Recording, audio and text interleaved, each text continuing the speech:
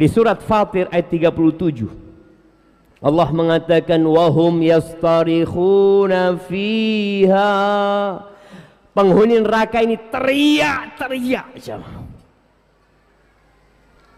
Mereka memanggil Allah, Rabbana. Kenapa di dunia engkau nggak panggil Rabbana? Di akhirat engkau panggil Rabbana. Akhrijna, keluarkan kami dari neraka. A'udzu billahi minasy syaithanir rajim.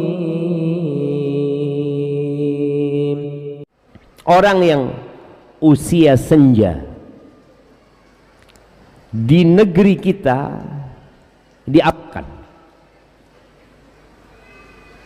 Jamaah, siapa yang mau jawab? Orang usia senja di negeri kita itu diapakan? Angkat tangan yang mau jawab. Nah, di panti jompo?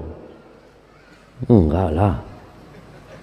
Masa ini ada orang-orang sepuh nggak di panti jompo? Ini ada. Diberhentikan dari bekerja. Mana hadiahnya? Kasihkan hadiahnya. Dipensiunkan. Engkau sudah tidak berharga. Kira-kira orang yang dipensiunkan itu kenapa dia disuruh berhenti? Nah, sudah tidak produktif, kesian sudah. Lebih baik mati dia. Kasih hadiah itu. Yang ngomong tidak produktif. Umur pensiun di negeri kita berapa? 60. Berapa? 55. 58, 56, mana yang betul ini? 60, 58, 56. Yang pegawai negeri 57 loh, 57 lagi. 50, 60. Oh sama kayak ini 60. Enggak, anak butuh yang dari pemerintahan, resmi datanya. Iya ada 55. Kayaknya tergantung pekerjaannya. Semua benar mungkin jamaah. Iya, ada yang 55, ada yang 56, ada yang 58, ada yang 60. Betul. Hadiahnya habis, nggak cukup kayaknya buat antum semua. Tapi kita lihat dia diberhentikan sebenarnya dari bekerja. Kenapa? Mungkin tidak produktif. Padahal boleh jadi seorang muslim semakin tua lebih produktif lagi. Cuma secara fisik ya tubuhnya sudah mulai gampang capek. Wajahnya berkerut. Tidak lagi good looking. Kalau dilihat itu udah nggak nyaman. Ini kayaknya sudah taruh di belakang aja. Karena sebagian perusahaan itu mempekerjakan yang enak dilihat. Kemudian rambutnya mulai memutih. Ana pernah ke rumah Abah. Lalu Abah Ana ngomong, Syafiq, kata dia, kena bunga jambu di mana? Ana nggak tahu. Enggak, Pak. Enggak, itu sudah putih-putih semua. Oh, anaknya Abah sudah tua ternyata. Iya. Salah satu peringatan Allah Azza wa Jal kepada hambanya yang dikasih umur panjang adalah uban. Makanya ada sebuah hadis yang melarang merubah uban ke warna hitam. Bapaknya Abu Bakar itu rambutnya sudah putih semua ketika masuk Islam, sudah tua renta. Ketika penaklukan kota, maka Nabi alaihi salatu wassalam mengatakan ghayyiru syaibah, ubannya rubah, wajannibuhu sawat, jauhkan dia dari warna hitam. Kenapa? Karena uban ini peringatan kalau engkau sudah tua. Jangan sok muda. Engkau lihat kerut-kerut wajahmu, udah putih. Mau jadi apa engkau? Karena ada orang yang nggak tobat-tobat, semakin tua semakin jadi. Sampai anaknya bingung sama bapaknya. Ayah ini sudah tua Ustaz, masih aja nggak sholat, masih aja begadang, masih saja menonton hal-hal yang tidak perlu ditonton, ngobrol obrolan yang tidak berguna dan bermanfaat. Padahal sudah datang peringatan kepada dia. Allah Azza wa Jal menceritakan tentang penghuni neraka di surat Fatir ayat 37. Allah mengatakan wahum yastarikhuna fiha. Penghuni neraka ini teriak-teriak. Mereka memanggil Allah, Rabbana. Kenapa di dunia engkau nggak panggil Rabbana?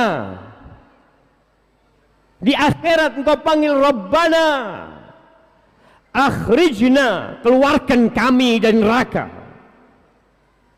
Mau ngapain dia? Na'mal salihan ghairal ladzi kunna na'mal. Kami ingin beramal soleh, tidak seperti yang dulu kami kerjakan. Apa kata Allah kepada mereka? Awalam nu'ammirkum. Bukankah kami sudah kasih umur kepada kalian? Bukankah kalian sudah dikasih waktu sama kami? Ma yatadzakkaru fihi man tadzakkar. Tapi nggak mau ingat. Dikasih waktu hidup. Waja'akumun nadhir, dan datang kepada kalian peringatan. Tapi kalian nggak mau ingat. Sedih kita jamaah.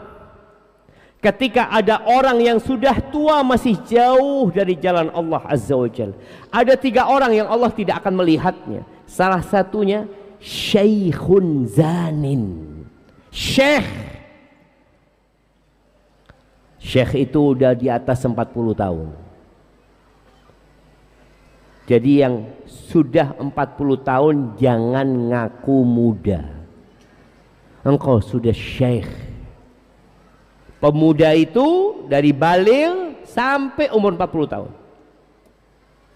Tapi ini orang sudah syekh, sudah lewat 40 tahun masih berzina. Allah nggak akan lihat sama engkau, nggak akan diampuni dosanya, nggak akan dibersihkan nih orang. Padahal Allah itu maha pengampun. Tapi ada dosa-dosa yang Allah murka sama orang ini, sehingga Allah azab orang tersebut. Walaupun dia tidak kekal di neraka apabila dia masih muslim, tapi Allah tidak akan membersihkan orang itu. Kalau anak muda berzina, wajar apa enggak wajar? Wajar apa enggak wajar? Hah? Enggak wajar jemaah. Enggak wajar.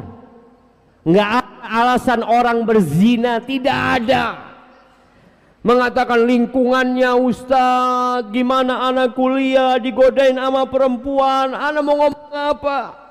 Allah mengatakan fankihu, nikah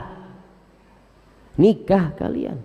Fankihu ma tabalakum minan nisa, nikah yang baik-baik dari wanita-wanita itu. Berapa? Oh, bapak-bapak kalau suruh dengar ayat ini siap Ustaz. Bismillah. Mathna wa thulatha wa ruba.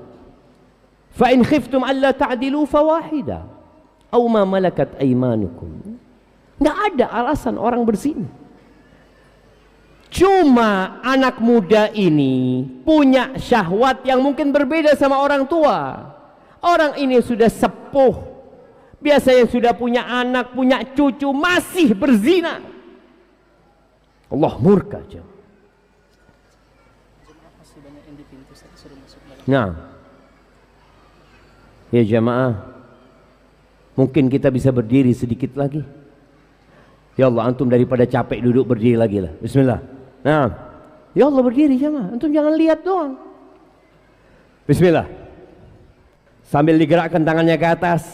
Ya, ana doakan yang berdiri masuk surga duluan. Amin.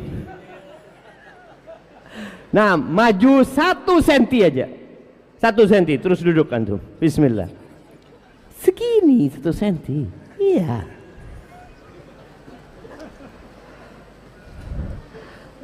Nah, Masya Allah, mudah-mudahan yang berdiri semua masuk surga, yang duduk juga masuk surga jamaah. Nah, udah bisa masuk yang di pintu? Katanya masih banyak yang di pintu nggak bisa masuk tadi jamaah.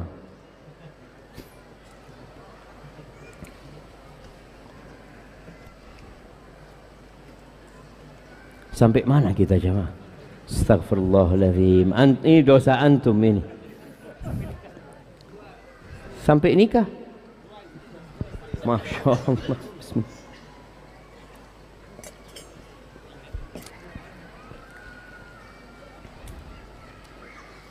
Nggak ada alasan berzina. Cuma memang orang tua itu lebih nggak ada alasan. Engkau sudah tua loh. Nggak malu sama anakmu. Kadang kala sudah punya cucu, nggak malu sama cucu. Ada orang yang kadang kala terus berbuat dosa sampai tua, tua di penjara.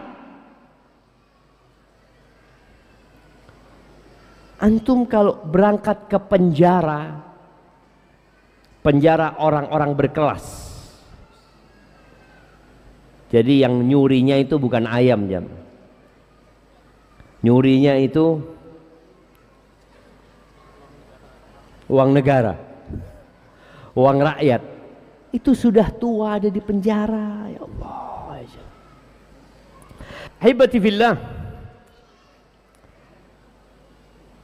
Yang lahir dan tumbuh besar dari keluarga muslim belum tentu mati Islam. Catat itu. Yang sekarang muslim nggak ada jaminan antum mati Islam. Dan yang lahir serta tumbuh besar di keluarga kafir boleh jadi matinya Islam.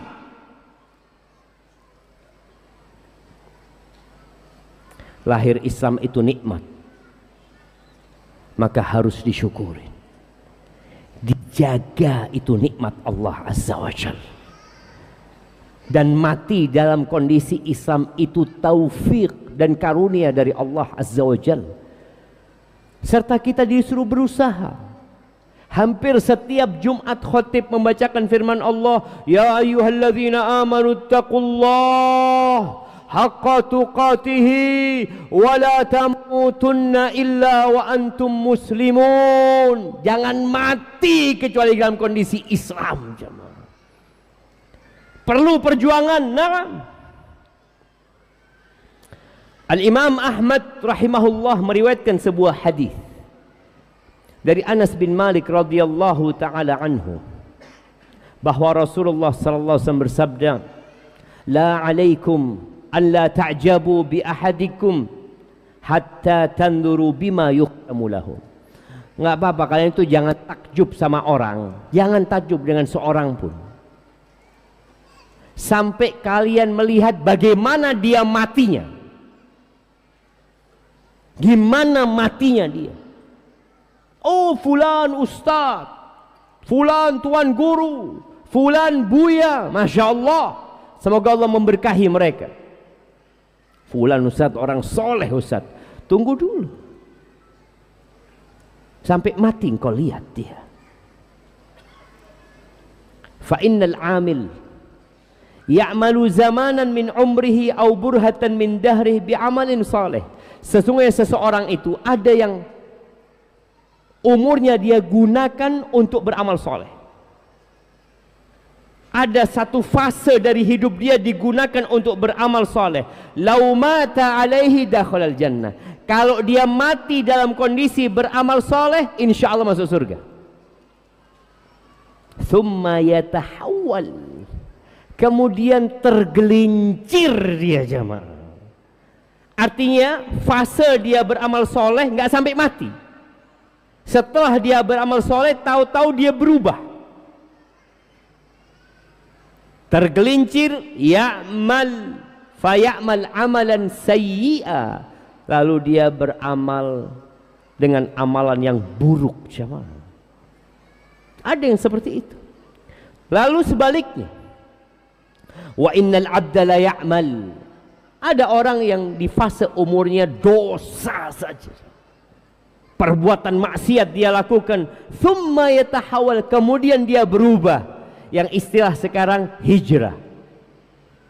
Kita lihat, ya Allah, fulan ini zat kerjanya maksiat tuh. Tahu-tahu dia ada soft pertama, dia beramal dengan amalan kebaikan. Lalu kata Nabi SAW, wa idza aradallahu bi 'abdin khairan ista'malahu qabla mautih. Kalau Allah ingin kebaikan kepada seseorang, Allah akan pakai orang ini sebelum mati. Allah akan pakai. Sahabat tanya, ya Rasulullah, kaifa yasta'miluhu? Gimana Allah menggunakan orang ini? Make orang ini gimana ceritanya? Qala yuwaffiquhu li amalin salih. Allah berikan taufik kepada dia, hidayah kepada dia untuk beramal saleh, thumma yakbiduhu alaih. Kemudian Allah cabut nyawanya dalam kondisi beramal saleh. Wallahi jemaah, kita perlu takut. Orang yang mati di medan perang belum tentu husnul khatimah.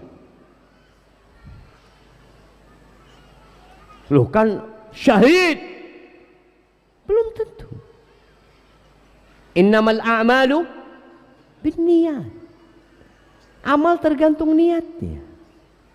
Bahkan Nabi SAW menjelaskan, salah satu korek api neraka itu syahid, orang yang mati di medan perang. Ya Allah, saya takut kita senam. Al-Imam Bukhari meriwayatkan sebuah hadis bahwa dalam satu peperangan, para sahabat menghadapi musuhnya orang-orang musyrikin. Ada salah satu di barisan sahabat itu, seorang lelaki yang gagah perkasa, yang perang mati-matian. Tidak ada satupun yang dia hadapi kecuali dia tebas dengan pedangnya. Lalu para sahabat mengatakan, ma ajza'a minnal yaum ahad kama ajza'a fulan. Enggak ada yang berjuang hari ini seperti perjuangan fulan. Mendengar nama itu, Nabi SAW mengatakan, huwa min ahlinna, dia penghuni neraka. Na'udzubillah. Ini perang bersama Rasul SAW melawan orang-orang musyrikin, penghuni neraka. Sahabat heran, kok bisa? Akhirnya salah satu dari mereka, aku akan ikutin orang ini. Diikutin orang ini. Selesai, dia menghadap kepada Rasulullah SAW. Asyhadu annaka Rasulullah. Aku bersaksi engkau Rasulullah. Ada apa kata Nabi SAW? Ya Rasulullah, ketika engkau mengatakan dia penghuni neraka, kita heran. Lalu aku ngikutin orang itu. Ternyata orang itu, ya Rasulullah, terakhir mati bunuh diri. Dia terluka, nggak tahan dengan sakitnya, dia ambil pedangnya, dia jatuhkan dadanya. Rasulullah SAW mengatakan, innamal a'malu bil khawatim. Amalan itu tergantung penutupnya. Maka antum jangan GR sekarang kalau antum orang soleh. Kenapa kita nggak berhenti berdoa mengatakan ihdinas siratal mustaqim? Padahal tadi subuh sudah ana baca, Ustaz. Iya, zuhur suruh baca lagi ihdinas siratal mustaqim. Ana baca zuhur 4 kali, Ustaz. Ketemu sholat asar, ana baca lagi 4 kali. Barusan maghrib, ana baca lagi 3 kali. Ihdinas siratal mustaqim. Kenapa? Karena amalan itu tergantung penutupnya, jamaah. Kita memohon kepada Allah agar dimatikan di atas agama Allah ini. Ahibati fillah, banyak orang sukses itu ketika di usia senja. Ya, kebanyakan orang itu umur 40 baru mapan hidupnya. Terkadang dunia yang dia miliki membuat dia lupa dengan aturan-aturan Allah Azza wa Jalla. Dan juga ada orang yang di usia senja dikasih cobaan, sakit ya. Ada orang yang ketika dikasih sakit dia marah-marah sama Allah. Dia merasa kecewa sama Allah. Ya Allah, aku nih sholat 5 waktu di masjid, aku nih sodakoh, aku nih berangkat haji, aku sholat malam, kenapa engkau kasih aku kanker ya Allah? Kasih stroke. Ada banyak. Padahal kita tahu orang yang paling berat cobaannya siapa? Para nabi. Para nabi yang cobaannya paling berat. Maka dikhawatirkan ketika orang di masa tua dikasih penyakit, karakternya berubah. Dia marah-marah, kadang-kadang nggak mau sholat jemaah. Bener. Ana punya kawan hampir mau berhenti sholat. Karena dia merasa ana sudah baik. Kenapa masih dikasih cobaan? Engkau mau pahala atas kebaikanmu, bukan di dunia. Engkau lihat Fir'aun. Engkau lihat sekarang orang terkaya di dunia. Siapa? Elon Musk, Bill Gates. Mereka bukan orang-orang beriman. Kalau ada orang yang berpikir engkau beramal soleh mencari dunia, menderita kita di akhirat. Karena engkau cari dunia. Ada orang yang doanya Rabbana atina fid dunya, ya Allah berikan kenikmatan dunia ya Allah. Apa kata Allah? Fama lahum fil akhirati min khalaq. Akhirat nggak dapat apa-apa dia. Karena dia cari dunia.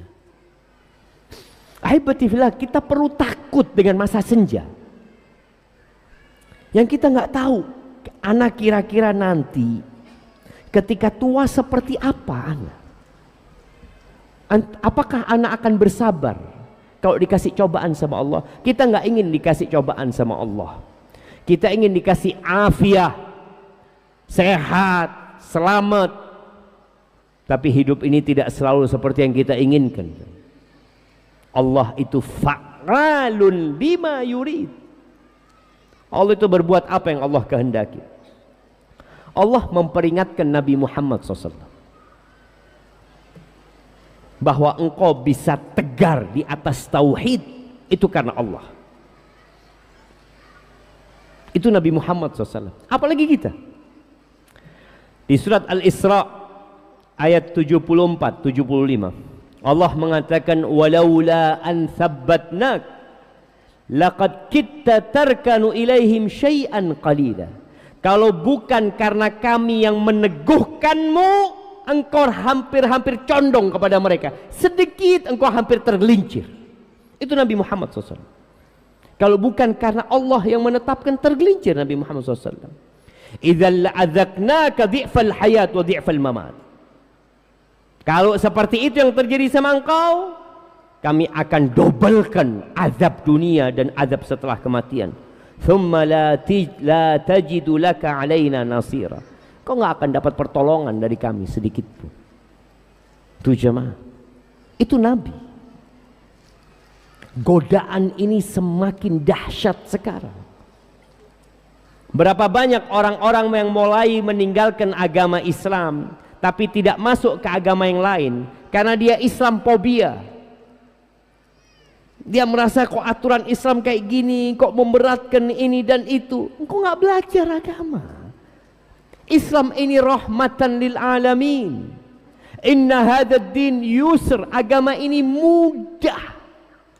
Semua aturan Allah itu bisa dikerjakan. Salat nggak bisa berdiri, duduk. Duduk nggak bisa rebahan. Puasa berat, sakit, nggak usah puasa. Haji mahal, nggak cukup duitnya, nggak usah haji. Haji itu kewajiban buat yang mampu. Apalagi? Tapi terkadang kita dengar ceramah sana, ceramah sini. Apalagi sekarang ya, dengan adanya homoseksual yang na'udzubillah. ada yang bergerilya untuk melestarikan hal itu. Ada seorang istri yang tahu suaminya ternyata seperti itu setelah di atas umur 50 tahun. Na'udzubillah. Senang dengan anak-anak kecil, sudah tua. Ahibati fillah, di surat An-Nisa ayat 113 Allah mengingatkan Nabi Muhammad SAW. Kata Allah, walaula fadlullahi alaik wa rahmatuhu lahammat ta'ifatun minhum ayyudhilluk. Kalau bukan karena karunia Allah kepadamu dan rahmatnya, hampir saja tuh kelompok itu menyesatkanmu. Hampir. Nabi manusia biasa, tapi beliau utusan Allah yang dikuatkan sama Allah. Sekali lagi, kalau itu Nabi, bagaimana dengan kita jamaah? Ahibati fillah, Nabi Ibrahim, bapaknya para nabi, Khalilur Rahman, beliau takut tergelincir. Beliau itu berdoa di surat Al-Anbiya, insyaallah Ibrahim, ya. Beliau mengatakan wajnubni wa baniya an na'budal asnam, hindarkan aku ya Allah dan anak keturunanku dari menyembah berhala-berhala. Padahal beliau punya anak umur 86 tahun. Takut beliau dengan kesyirikan.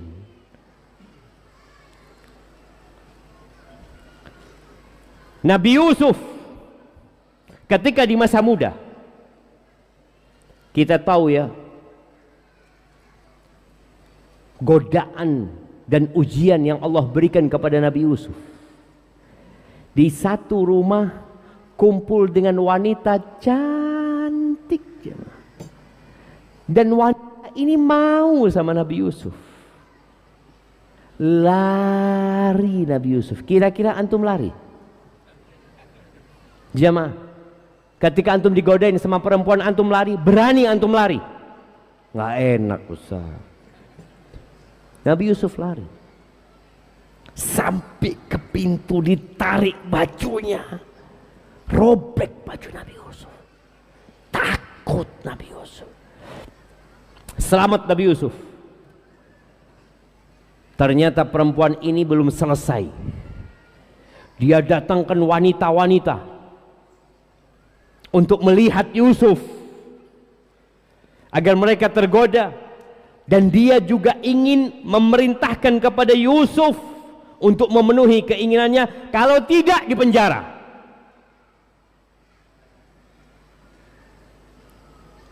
Apa kata Allah? Ceritakan Nabi Yusuf, qala rabbi sijn ahabbu ilayya mimma yad'unani ilaih.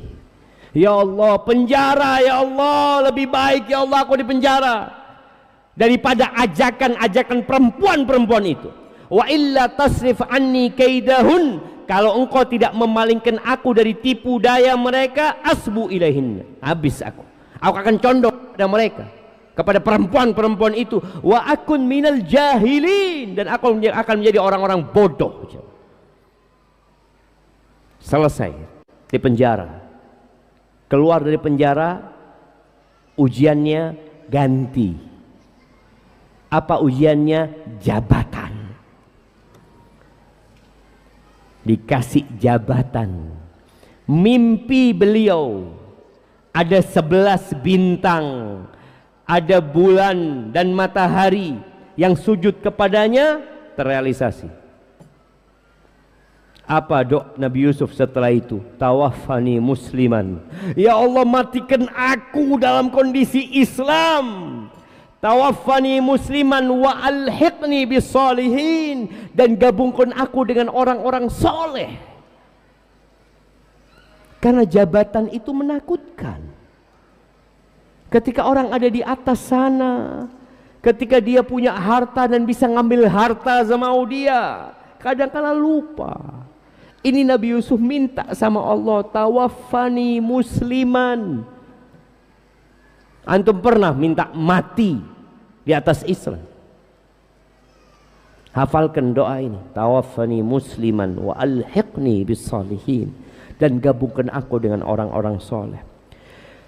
Dan Nabi SAW juga berdoa, wa a'udzubika ayyatakhabbatani syaitan indal maut. Aku berlindung kepadamu, jangan sampai aku mau mati disesatkan sama syaitan. Karena kadang-kala orang kalau dikasih sakit parah itu jamaah, dibisikin sama syaitan, engkau percaya sama Allah? Engkau yakin Allah itu ada? Katanya Allah itu maha pengasih dan maha penyayang. Engkau lihat deh, berapa tahun kau sakit kayak gini, berobat sana berobat sini, nggak ada hasilnya. Percaya, datang setan itu jamaah. Maka kalau kita tidak berdoa memohon perlindungan, na'udzubillah, kita bisa tergelincir. Ahibati fillah, orang semakin beriman, semakin berilmu, semakin takut. Matinya anak gimana ya?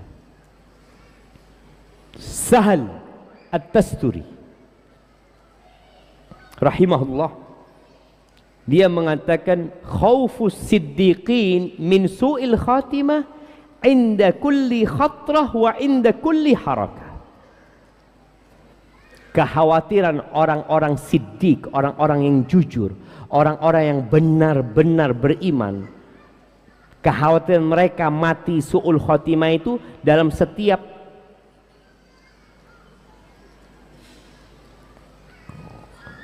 pikiran dia,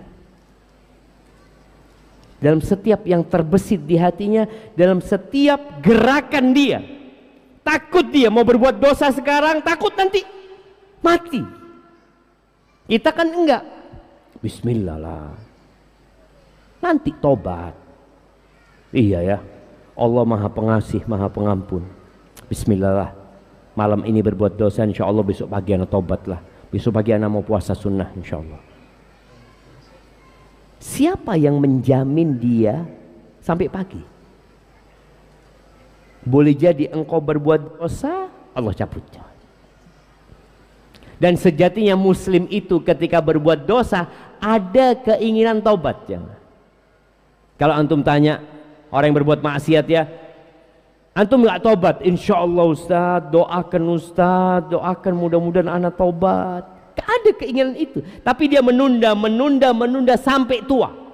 Karena orang apabila terbiasa berbuat dosa, dia nggak enak kalau nggak berbuat dosa. Sampai ada seorang pezina, ketika tua dia sudah tidak mampu berzina, barang dia sudah nggak bisa bangun lagi. Antum tahu apa yang dilakukan orang ini? Ngundang orang berzina di depan dia. Dia sudah nggak mampu berzina, dia undang orang untuk berzina. Na'udzubillah min dzalik. Kenapa? Karena dia terbiasa.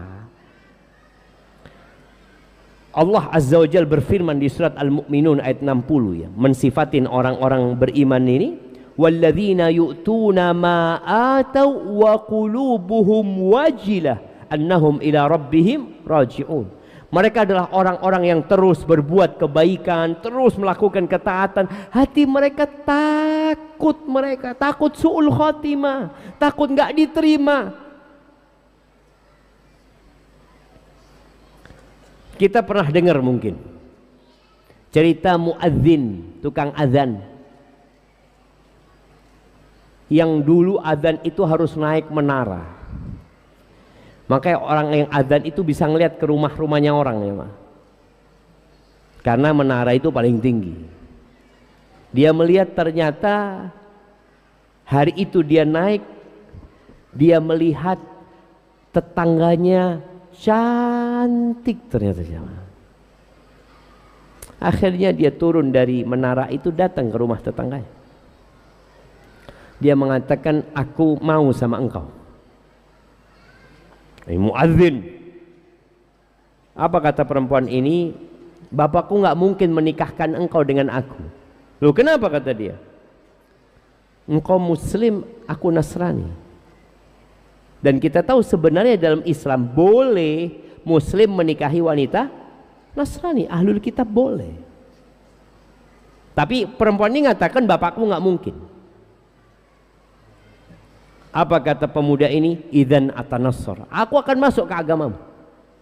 Masuk ke agamanya siapa? Dikatakan setelah dia menikah dengan perempuan ini udah berhenti jadi tukang azan tentunya. Suatu hari dia naik ke loteng, jatuh mati dalam kondisi Nasrani. Hidupnya azan jemaah. Gak ada yang tahu loh jemaah. Maka kita nggak boleh takjub dengan seseorang kecuali setelah kita tahu gimana dia matinya. Ahibati fillah, awal yang membuat orang tergelincir itu adalah ujub plus merasa aman dari makar Allah Azza wa Jalla. Nggak mungkin lah, anak orang soleh, anak orang baik. Sebagian salafus saleh mengatakan man amina ala dinihi tarfata ain suliba min.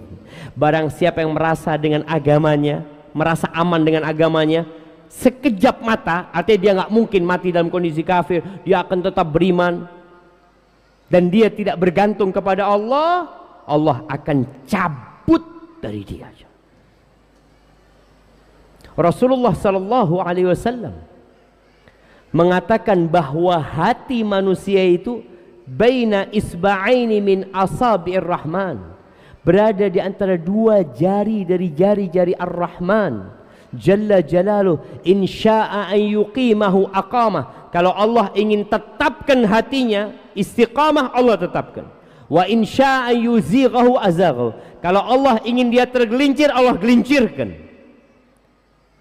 Oleh karena itu Nabi SAW selalu berdoa mengatakan, ya muqallibal qulub tsabbit qalbi ala dinik. Ya muqallibal qulub tsabbit qalbi ala dinik. Wahai yang membolak-balikkan hati, tetapkan hatiku di atas agamamu. Tetapkan hatiku di atas agamamu. Terus Nabi berdoa sampai sahabat heran dengan doa Nabi SAW ini. Ya Rasulullah, atakhafu alaina? Wahai Rasulullah, engkau khawatir sama kami? Bukankah kami sudah beriman? Kami hijrah dari Mekah, kami berjuang bersamamu. Kata Nabi, iya, aku takut. Aku takut, kata Nabi SAW. Kenapa? Karena hati manusia berada di tangan Allah. Allah bolak-balikan semau Allah Azza wa Jalla. Terus ya apa supaya kita, gimana supaya kita tetap dan mati husnul khotimah? Ya minta sama Allah Azza wa Jalla. Orang ketika takut dia akan minta. Takut minta lagi. Takut dia akan menjauhi tempat-tempat yang membuat dia tergelincir. Semakin tua dia semakin datang ke rumah Allah, semakin sering laporan kepada Allah. Cuma ada orang-orang tua yang ketika sudah banyak ibadahnya ujub dengan banyaknya ibadahnya. Alhamdulillah Ustaz. Ya mungkin dia cerita nikmat. Ada orang cerita, alhamdulillah ana ini sholat malam Ustaz 11 rakaat, alhamdulillah. Kemudian puasa Senin Kemis, ana hatam Quran sepekan sekali, alhamdulillah. Mungkin dia cerita mau memotivasi, nggak apa-apa. Tapi antara ria dan ingin memotivasi orang itu tipis sekali jemaah. Kalau bisa antum punya amalan yang disembunyikan, sembunyikan. Nggak perlu ada orang yang tahu. Apa sih penyebab orang itu menyimpang, tergelincir setelah dia istiqomah? Ada sebagian kita yang fase hidupnya itu maksiat, tobat, maksiat, tobat, maksiat, tobat, seperti itu. Ya, antum terus bertobat, berhenti berbuat maksiat. Tapi kalau berbuat maksiat segera bertobat. Tapi ini ada orang yang istiqomah aja, taat, tahu-tahu menyimpang. Maka beliau menyebutkan boleh jadi satu dari dua hal. Yang pertama, dia tidak bersyukur atas nikmat hidayah. Dia tidak mensyukuri itu nikmat. Dianggap biasa-biasa aja. Padahal itu nikmat yang agung, yang harus dijaga. Atau yang kedua, dia pernah mencela dan meremehkan orang lain yang tergelincir. Fulan ini gimana ya, dulu soft pertama, sekarang soft terakhir, nggak sholat kadangkala. Jangan loh, antum doakan kawan antum, jangan malah dicela sama antum. Doakan. Atau antum mau kasih nasihat, kasih nasihat, jangan dijadikan bahan gunjingan dianya. Baik, ini ada beberapa pertanyaan yang masuk. Tunggu anda lihat yang berkaitan dengan tema kita. Ini ada yang nggak berkaitan. Dia mengatakan, Ustadz, ana pernah melihat biografi Imam Ahmad. Kalau sang imam baru berfatwa ketika umur 40 tahun. Pertanyaan ana, apakah hal itu masih bisa diterapkan di zaman sekarang? Ahibati fillah, Imam Ahmad baru selesai menuntut ilmu umur 40 tahun. Dan beliau menikah pun setelah umur 40 tahun. Karena beliau keliling kemana-mana. Baru balik ke kampungnya, disitulah beliau memberikan fatwa. Tapi Al-Imam Syafi'i umur 17 tahun sudah memberikan fatwa. Al-Imam Malik juga kalau nggak salah ya. Jadi tergantung Al-Imam Bukhari, tergantung kondisinya. Jadi bukan masalahnya umur fatwa itu. Ketika dia sudah berilmu dan ada kapasitas, memiliki kapasitas untuk berfatwa, fatwa. Kalau enggak, nukil fatwanya para ulama. Saya sudah kehilangan hidayah dan iman pada diri saya. Saya sudah kembali kepada kemaksiatan yang saya kerjakan dulu. Diri ini sudah tidak takut lagi dengan Allah, Ustaz. Bantu solusinya, Ustaz, agar Allah memberikan saya iman dan hidayah lagi. Yang pertama, antum berangkat ziarah kubur. Datanglah ke kuburan. Kadangkala Nabi SAW ziarah kubur itu malam hari. Tapi di negeri kita, kuburan itu jadi tempat apa? Tempatnya hantu, tempatnya pocong. Ada usaha dari sebagian orang supaya nggak ziarah kubur nih orang. Di mana ada pocong jemaah? Mati sudah dia. Memang ada keyakinan yang tidak benar yang mengatakan bahwasanya ruhnya orang mati itu bergentayangan. Ada yang mengatakan nanti kalau saya mati saya datengin kamu. Tidak ada. Engkau imma diazab, imma dikasih nikmat. Nggak ada ceritanya ruhnya keluar jalan-jalan. Maka datang ziarah kubur. Kemudian setelah itu antum perbanyak zikir. Orang yang hatinya mati ini harus dihidupkan. Zikir. Zikir ini amalan yang tidak membutuhkan energi besar dan tidak membutuhkan kondisi tertentu. Udah. Antum sekarang semua yang membuat antum lupa dari Allah tinggalkan. Handphone antum matikan. Boleh jadi sebulan antum putus hubungan dengan handphone. Zikir, baca buku, lakukan hal-hal yang bermanfaat. Karena kalau hatinya sudah mati bahaya jemaah. Boleh jadi antum dicabut nyawanya dalam kondisi berbuat dosa. Yang ketiga, ganti kawanmu. Karena biasanya orang itu nyaman berbuat dosa dengan yang ya seversi, sefrekuensi, maka tinggalkan. Dan terus banyak istighfar, mohon ampun sama Allah. Nasihat ana, besok antum datang ke masjid sebelum azan, mulai subuh. Terus nanti antum sholat qobliyah subuh. Lalu setelah sholat qobliyah subuh, antum banyak berdoa di situ. Lalu sholat subuh. Habis sholat subuh selesaikan zikir. Nanti zuhur seperti itu. Antum coba 3 hari lah. Insya Allah Allah kembalikan rasa yang pernah antum nikmati dahulu dari keimanan tersebut.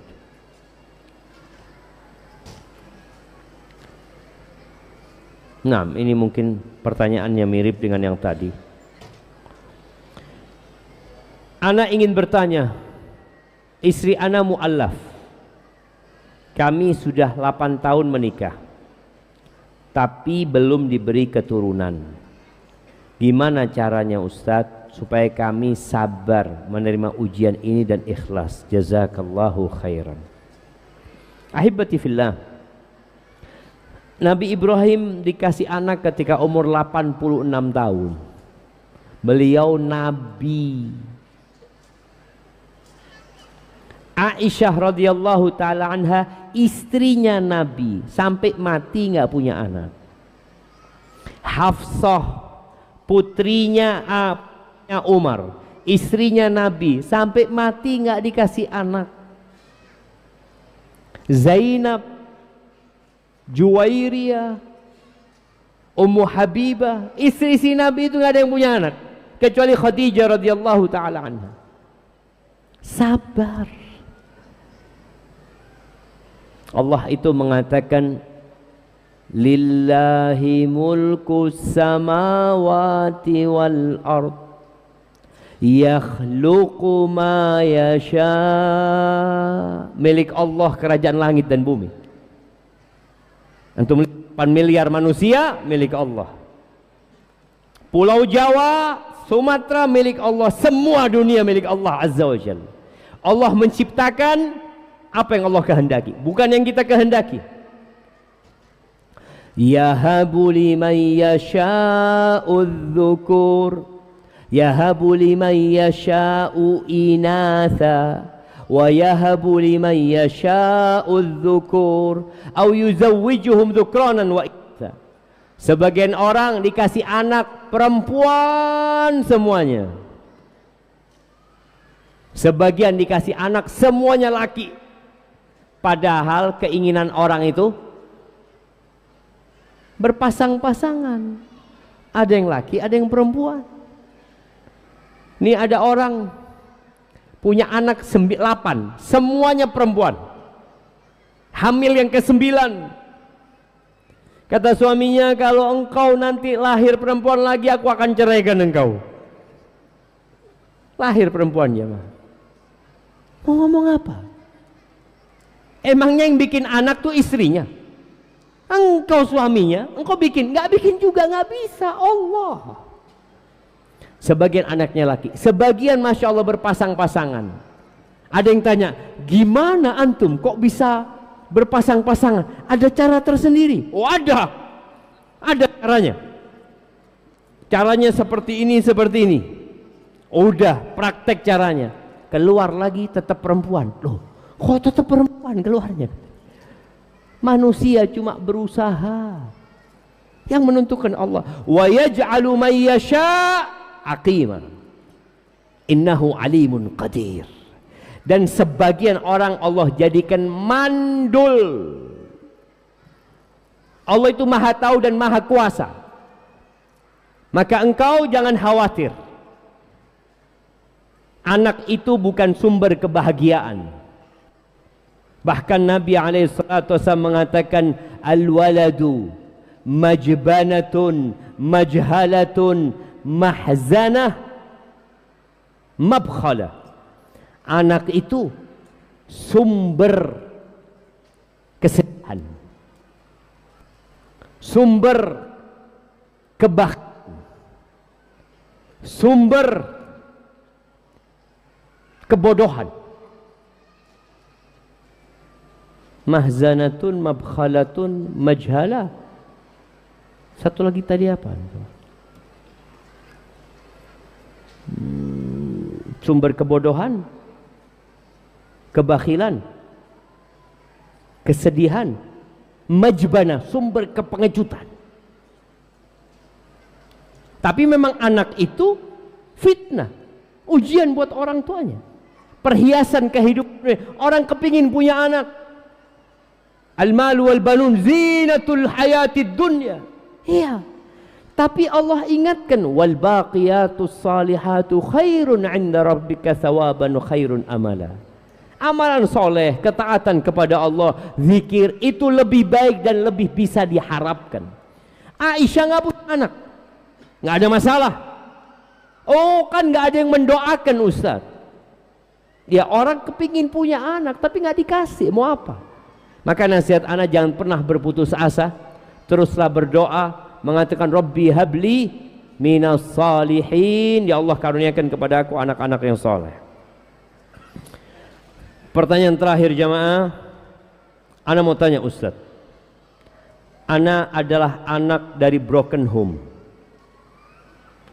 kerusakan rumah tangga dikarenakan ibu selingkuh, kemudian sampai ayah jatuh sakit dan cerai, ibu menikah sama selingkuhannya. Ana bertanya, bolehkah ana menjauhi dan tetap mendoakan ibu? Karena kalau melihat ibu dikhawatirkan dendam sama selingkuhannya. Jazakallahu khairan. Jamaah, kadangkala musibah itu membuat sebagian orang sakit karena dia nggak kuat nahan musibah tersebut. Tolong ketika antum kena musibah, yakin bahwa sebelum antum lahir musibahnya udah dicatat. Katakan inna lillah wa inna ilaihi raji'un. Kamu sang anak ini bagaimana menyikapi ibunya? Bapaknya belum mati kan? Iya, bapaknya sakit. Engkau kuatkan hati bapakmu. Ayah nggak usah mikirin ibu. Selesai sudah bercerai, alhamdulillah. Ayah tahu ibu selingkuh, kemudian ibu minta cerai, alhamdulillah. Cari ganti yang lebih baik. Karena orang yang mengatakan inna lillahi wa inna ilaihi raji'un, lalu dia berkata Allahumma ajurni fi musibati wa akhlif li khairan minha. Ya Allah, berikan pahala di musibahku ini dan berikan aku ganti yang lebih baik. Yakin Allah kasih ganti yang lebih baik. Terus buat sang anak, sudah selesai, ibumu sudah cerai, berpisah sama bapakmu, tapi tidak ada putusnya anak sama ibu. Engkau jangan merasa dendam sama selingkuhannya, karena boleh jadi ibu juga yang mau. Ya udah, mudah-mudahan dua-duanya bertobat. Bagaimana sekarang engkau datang ke ibu, mengajak ibumu ke surga? Karena bagaimanapun jamaah, kita punya kewajiban berbakti kepada ibu kita, kepada ayah kita, walaupun keduanya kafir. Walaupun keduanya kafir, kita nggak boleh taat dengan kekafiran dan kemaksiatan. Tapi kata Allah, wasahibhuma fid dunya ma'rufa. Dampingi keduanya dalam kehidupan ini dengan cara yang baik. Maka engkau sebagai anak datang kepada ibu, sudah dosanya ibu antara ibu sama Allah Azza wa Jalla. Dan boleh jadi kalau ibumu bertobat, dia jauh lebih baik daripada sebelum dia berbuat dosa. Maka bagaimana engkau mengajak ibumu untuk kembali kepada Allah, bukan untuk kembali kepada bapak, bukan. Itu yang dapat Anda sampaikan jamaah. Kurang lebihnya mohon maaf. Yang benar dari Allah Azza wa Jalla, yang salah dari diri Anda pribadi. Perbanyak doa, Rabbana la tuzigh qulubana ba'da idh hadaitana wa hab lana min ladunka rahmah innaka antal wahhab.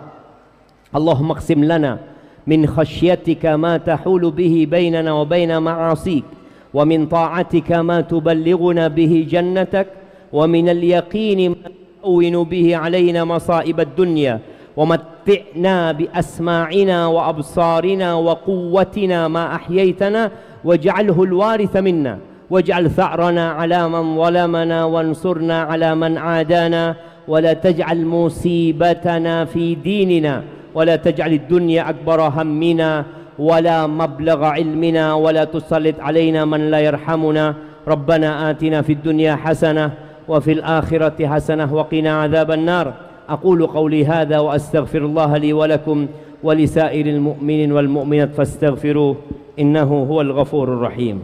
بسم الله الرحمن الرحيم